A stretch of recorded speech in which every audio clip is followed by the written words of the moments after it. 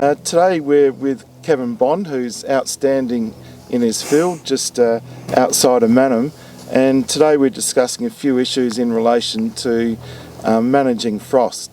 So Kevin, how frost prone is your farm here?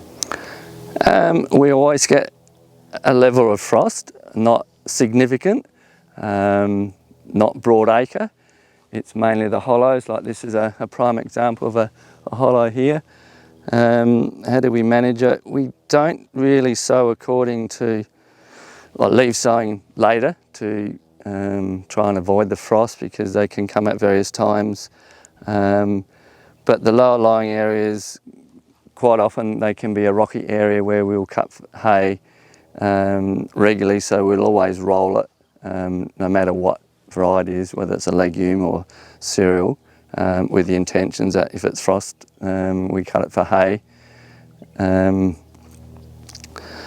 Other reasons, or other ways of managing it, well, rolling in itself is a form of frost control, holds more heat within the soil. So Kevin, I believe that on your farm you've got one of the mesonet sites here.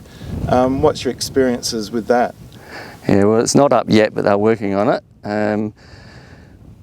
Other than the inversion site, which is what inversion level interpretation is what it's mainly set up for, yeah, it's going to be very interesting to know the extent of how low the temperature goes and for how long, and that'll give us a bit better idea of if it was severe, then yeah, we can go ahead and cut a bit more cereal rather than waiting later, because we are set up for cutting hay now, and that is probably one of our main management tools for frost.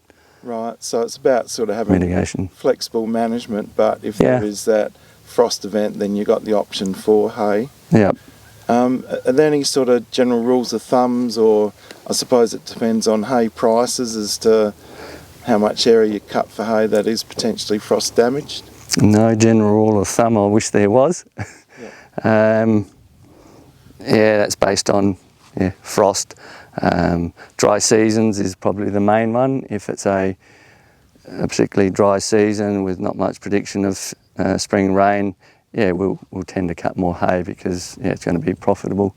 And we have done really well out of cutting hay in dry seasons, definitely. Yeah.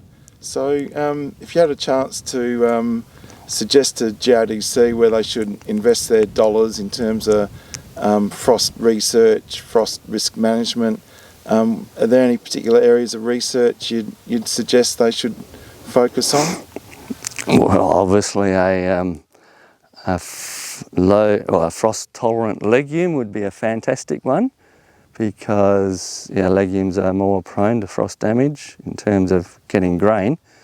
But that's a big ask, I think. But yes, if it's possible, frost-tolerant species. Yep, no worries. Oh, thanks for your time, Kevin, and let's hope for some good rains in coming weeks. Thank you very much. You're welcome.